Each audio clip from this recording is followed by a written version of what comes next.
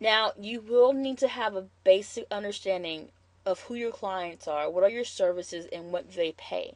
So, for your clients, I'm going to give you a short list, which will include banks, larger property preservation businesses or companies, regional property preservation companies. You have your local property preservation companies. You will have your realtors, and you'll have contractors. So that's just an idea of where your business can grow. Now the next thing is you have to find out how to get your name to them and your services to them to be able to help them meet their goals. As far as services, you can actually visit the website that I linked below, and I have a list of services that you can offer. Just remember, if you can do it to a house, you can do it in your business.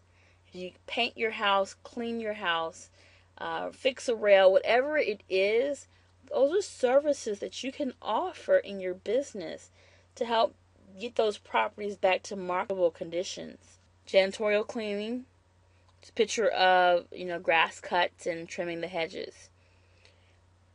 This is what I love. I personally, I love paint. I mean, you'll see why in a minute, but I love paint. That's like a gold mine for my business. And then the second thing I love most is changing locks because it's so simple, and the profit is definitely got a really good margin. So your pay.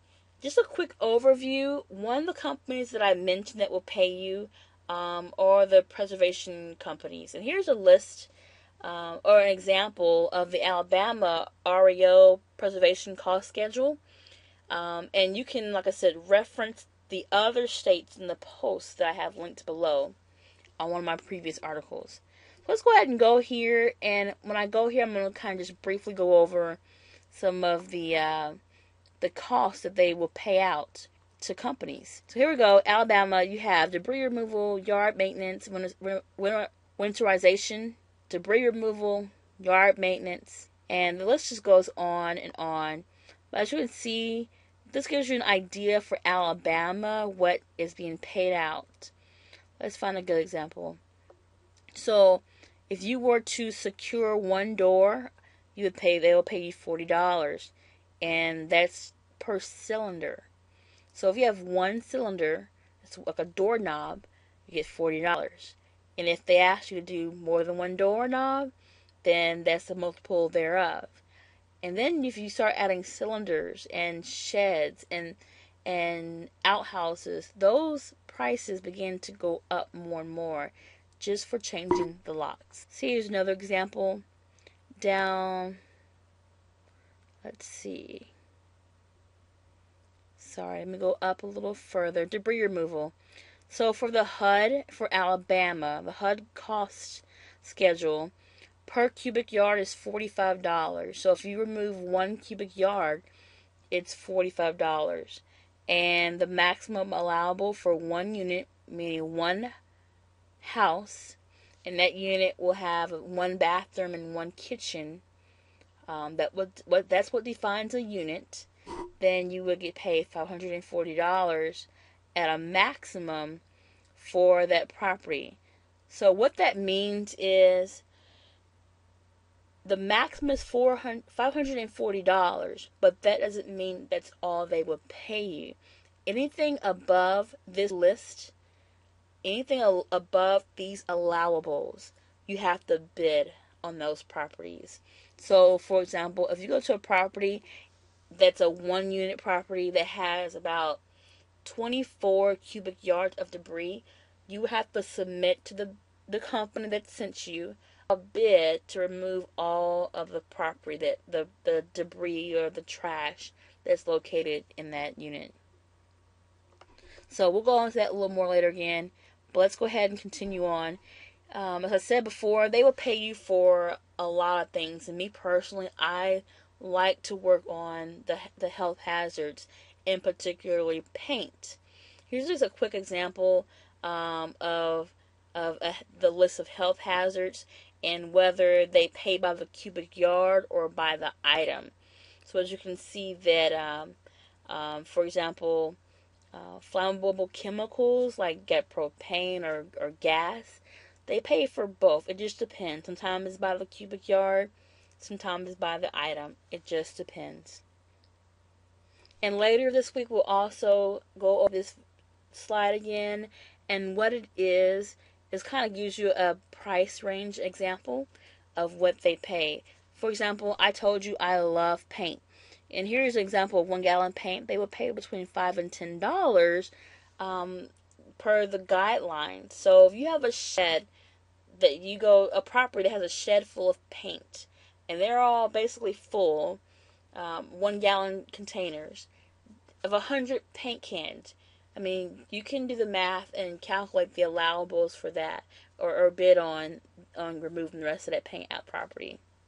So as you can see, I love paint. It's just easy for me to remove. It's easy money, and it adds up very quickly. The last thing I want you to get in this first day video, I want you to understand that this is a business. I don't want you to think of it as a job. You are a business owner.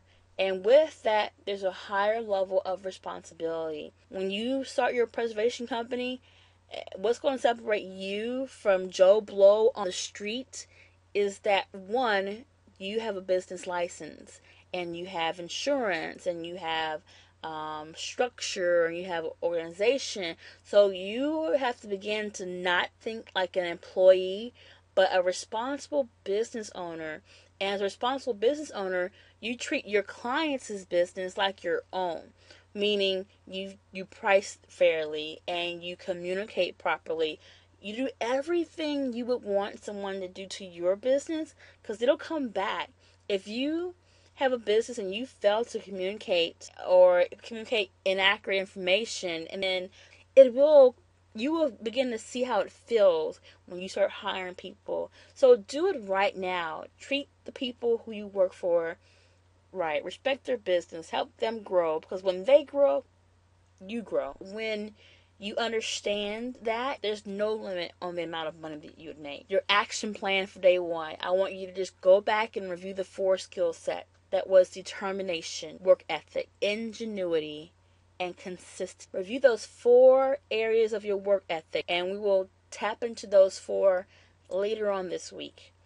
I also want you to take the time and visit the HUD cost schedules and find your state and get an idea of what they pay for those properties. And then I want you to make a list of 3 services that you can offer right now that you either have the tools for, that you can do with relatively no additional investments. And then I want you to make a list of 3 other services you would like to include in your business over the next 3 to 6 months. And with that list, I want you to then calculate. I want you to calculate how many properties or how many jobs or services you have to complete in order to make enough profit to buy the tools to add the 3 services on of additional services. So calculate how much work you have to do in order to upgrade your business to 6 services. Today 2, and we'll build on to that information. Tomorrow, I want you to meditate on what respecting your business means. So leave your feedback below. I really need you guys to give me some really good feedback on how I can make this better. This is our first round, and I do plan on going back in and implementing your feedback to make this the best that it can be, to help meet your needs. I will also give you my email address for you to personally email me if you have additional things you don't want to personally share in the comment box below, but you want to ask me. You are more than welcome to grab that email that I'll share here shortly and email me there also. So, with that being said, I am Carolette Wright. I am your property preservation consultant. And until then, I'll see you tomorrow as we go on to talk about your business plan, license, your insurance, and just everything you need to actually get your business started. Thank you. See you tomorrow.